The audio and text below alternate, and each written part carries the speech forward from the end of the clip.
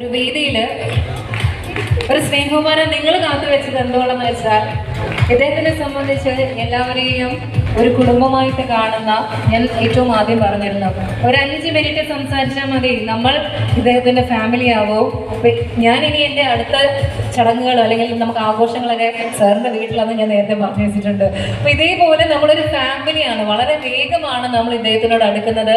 കൂടുമ്പോൾ ഇമ്പമുള്ളതാണ് കുടുംബം എന്നൊക്കെ നമ്മൾ മറ്റു പല വേദികളിൽ കേട്ടിട്ടുണ്ട്. പക്ഷേ ഒരു ബിസിനസ് വ്യാപാര മേഖലകളിൽ അത് പ്രാവർത്തികമാക്കുക എന്ന് പറയുന്നത് ഒരു വലിയ കാര്യമാണ്. ഒരു നല്ല കയ്യടികൾ തന്നെ നൽകാം. മദീനയുടെ ഒരു സ്നേഹോപഹാരമാണ് നമ്മുടെ ഒരു വേദിയിൽ വെച്ച് നൽകുന്നത്.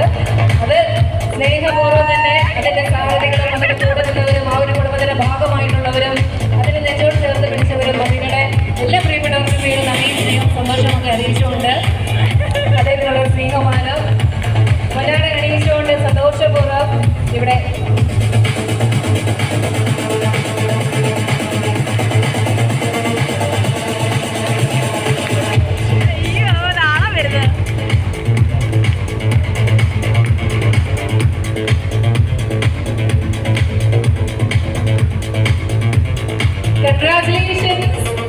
ഒരുപാട് സന്തോഷം അറിയുകയാണ്. പക്ഷെ ഒരു സെക്കൻഡ്, നമ്മൾ അതൊന്ന് കൊടുത്തു കഴിഞ്ഞെങ്കിൽ എന്തെങ്കിലും പറയുന്നുണ്ടോ?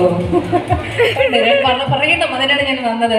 കാരണം ഇതൊരു വലിയ സന്തോഷമാണ്, ഒരു കുടുംബത്തിന് ഒരു സന്തോഷമാണ് എന്നാണ് പറയുന്നത്.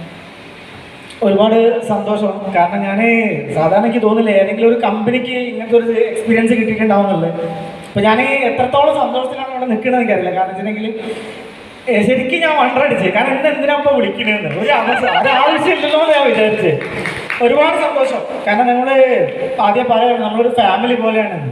അതാണ് ഇവിടെ വീണ്ടും കൊണ്ട് തെളിയിക്കുന്നത്. ഇപ്പം ഇനിയിപ്പം ഇവിടെ ആദ്യമായിട്ട് കാണുന്ന ആൾക്കാരുണ്ടോ, നമ്മൾ ഫസ്റ്റ് ആയിട്ട് പരിപാടിക്ക് വന്ന ആൾക്കാരുണ്ടാവും. ഇത് നിങ്ങൾ മനസ്സിലാക്കുക, നമ്മളൊരു ഫാമിലിയാണ്.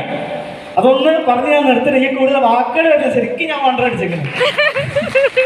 Thank you.